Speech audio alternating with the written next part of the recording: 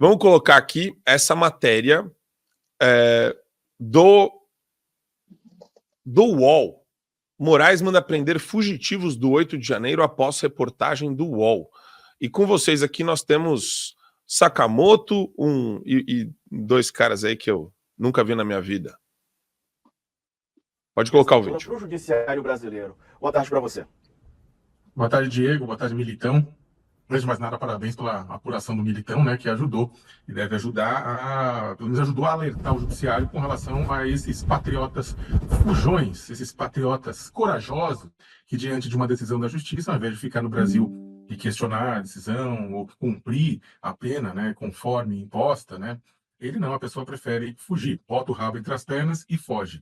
O grande problema é que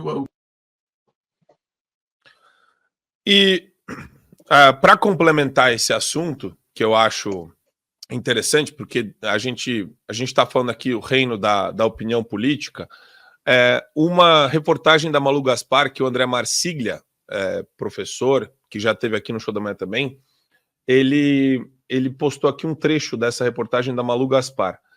De acordo com interlocutores de Tarcísio, a soltura de Câmara também entrou no pacote, entre aspas, que envolve a absolvição do Jorge Seife, no processo que julga sua cassação no TSE. Em troca, o governador descartou nomear um desafeto de Moraes para comandar a Procuradoria-Geral do Estado e colocou no posto um procurador aprovado pelo ministro. Acho que, primeiramente, comentando sobre a questão dos fugitivos, né?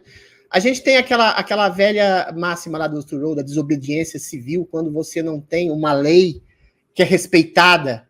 O Paulo Figueiredo fala tanto sobre lei, a respeito à lei, e a gente não está vendo respeito à lei da parte dos próprios juízes que deveriam respeitar essa lei. São pessoas condenadas em última instância, que não têm foro privilegiado, pessoas que não tiveram nenhum tipo de audiência, são condenadas em coletivo, tem pessoas que simplesmente estavam passeando em frente a quartéis, estão sendo condenadas a quase 20 anos de cadeia, não tem individuação de conduta.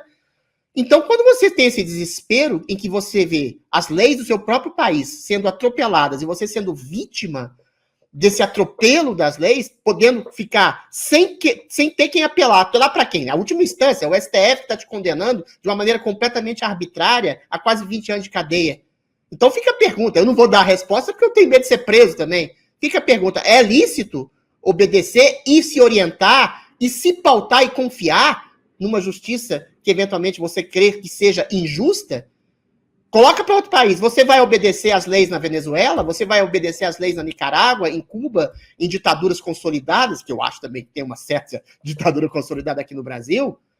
Então a questão que se coloca é essa. A segunda questão é a questão da politização da justiça. A imprensa trata de negociatas. Não, eu vou te tirar da cadeia de acordo se você coloca uma pessoa no no Ministério Público de São Paulo.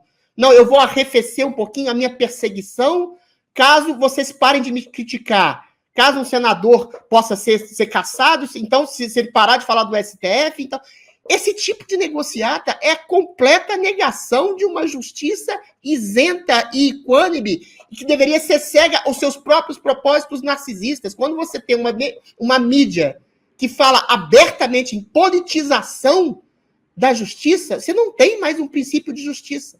Você não tem mais para onde correr. Então, essas pessoas que estão fugindo de uma justiça inclemente e politizada, em que juízes falam que derrotaram o conservadorismo, que derrotaram o bolsonarismo, em que o juiz fala tem muita gente para prender e para multar ainda as gargalhadas, é lícito que você peça a essa pessoa que está sendo massacrada, tem conta bancária bloqueada, tem conta na rede social totalmente suspensa, tem a sua voz de prisão há quase 20 anos, essa pessoa tem que obedecer a uma lei injusta? É essa a pergunta que eu faço para vocês.